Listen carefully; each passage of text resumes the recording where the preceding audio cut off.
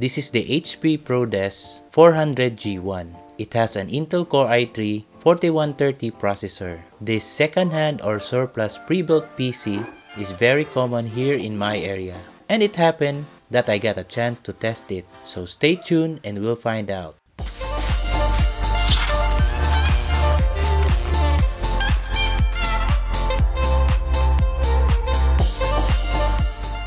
In 2013, this pre-built PC is designed or made for homes and office use. This has a desktop form factor, it is slim, and it can be a good option to fit in small spaces.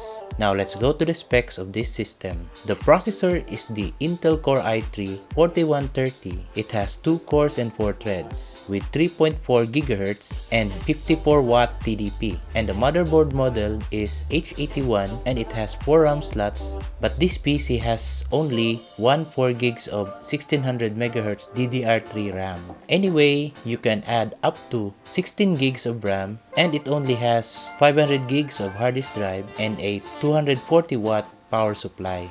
Having said all that, I want to test this system using only the GPU integrated graphics, which is the Intel HD Graphics 4400. For that, I will put my 2x4 sticks of 1333 MHz DDR3 RAM in total of 8 gigs. So I can allocate 2 gigs of memory on it, then fire up some games. And also, I use SSD to run the operating system, so I will not have hard time on running games in this PC. I use 16-inch monitor with naive resolution of 4440 by 900. Now let's go to the games.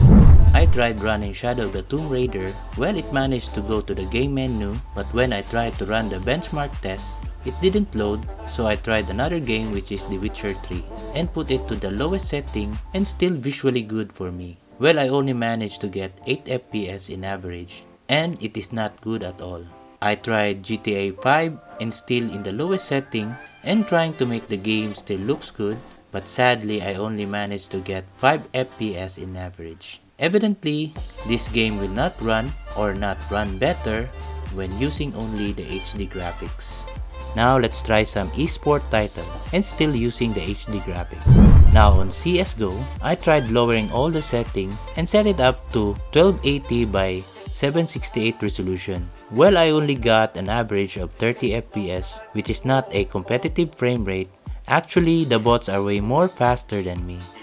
On Rainbow Six Siege, I also set it to the lowest setting with a resolution of 1024 by 768 and run the benchmark test. I only managed to get an average of 19 FPS. And still this frame rate is not competitive because most gamers prefer at least 100 FPS to be competitive in this kind of game.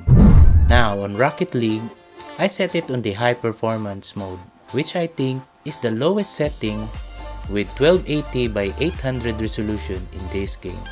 And I only get about 30 FPS on average. Honestly, I am not an expert on this game, so I cannot really tell if 30 FPS is enough. So it is for you to decide whether these frame rates are competitive or not. On Valorant, still set it on the lowest setting with 720p resolution. I managed to get 52 FPS. Well, this game is not so demanding, so I think you can get away competitively from 40 to 60 FPS in this game. Well, if you agree with me, this game is suited for this system even on HD graphics. On Rules of Survival or ROS, still set it to the low. When I enter to the house or building, I managed to get 40 to 50 FPS. But when I am on the outside with wide and farther field of vision, the FPS is about 29 to 34. For me, these FPS are okay because I can still kill some players with this FPS. Anyway, it is for you to decide whether this is acceptable in your playing taste. On Fall Guys, still set it to the lowest setting as possible with 720p resolution. I only managed to get around the average of 30 FPS. I think this game is locked at 60 FPS max, and I think this system is on the middle. Well, for me, 30 FPS is kind of hard to play this game, but I don't know about you if you can be satisfied with this frame rate. On On Dota 2, still on the lowest setting with 1440 by 900 resolution. Anyway, this game is not so particular on how high your FPS, but I managed to get around 79 FPS on average, which is very playable and competitive.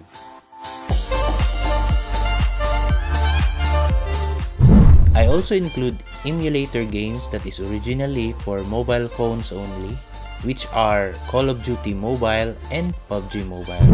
On PUBG Mobile, I tried to the lowest setting as possible, but I only managed to get 30 FPS on average.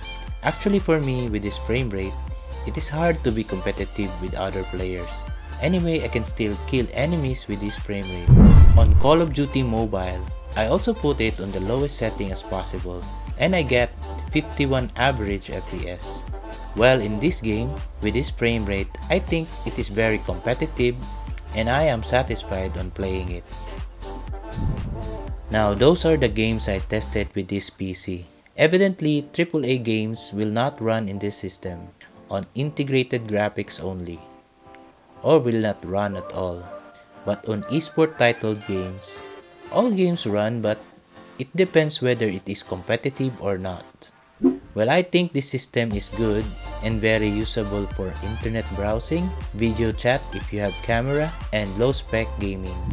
You can still enjoy your time with this PC. Also, this PC has a good upgrade path. Because this has a 4th gen system, you can replace the i3 4130 to any i5 4th gen, and you can put decent low-profile GPU like GTX 1650 or GTX 1050 Ti and slap 16 gigs of RAM. Since it has 4 RAM slot available, you can play newer AAA title and competitive enough on esport games. There will be a second part of this video where I test games on Intel Core i3 4130 and pair it with discrete graphics card. So see you on the next one.